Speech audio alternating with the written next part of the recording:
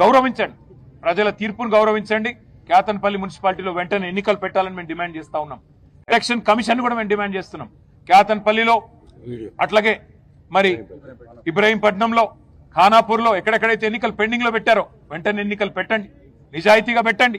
అవసరమైతే ప్రత్యేకంగా సీనియర్ అధికారులను పర్యవేక్షకులుగా పెట్టండి, సీసీ కెమెరాలు పెట్టండి, శాంతి భద్రతలు పరిరక్షించే విధంగా చర్యలు తీసుకోండి, నిజాయితీగా ఎన్నిక జరిగే విధంగా చూసుకోండి. కానీ ఇదే రకమైన అరాచకం కొనసాగిస్తాం, రేవంత్ రెడ్డి ఆడిచ్చినట్టు ఆడతామంటే అంతగానం ఇంట్రెస్ట్ ఉంటే పోయి కాంగ్రెస్ కండువాలు కప్పుకోండి. అంతేగాని అధికారుల ముసుగులో అధికార పార్టీకి వత్తాము వదిలిపెట్టము ఎవరికైనా ఒకటే గుర్తువేస్తూ ఎన్నికల కమిషన్ ఇంకో డిమాండ్ కూడా మేము చేస్తా ఉన్నాం.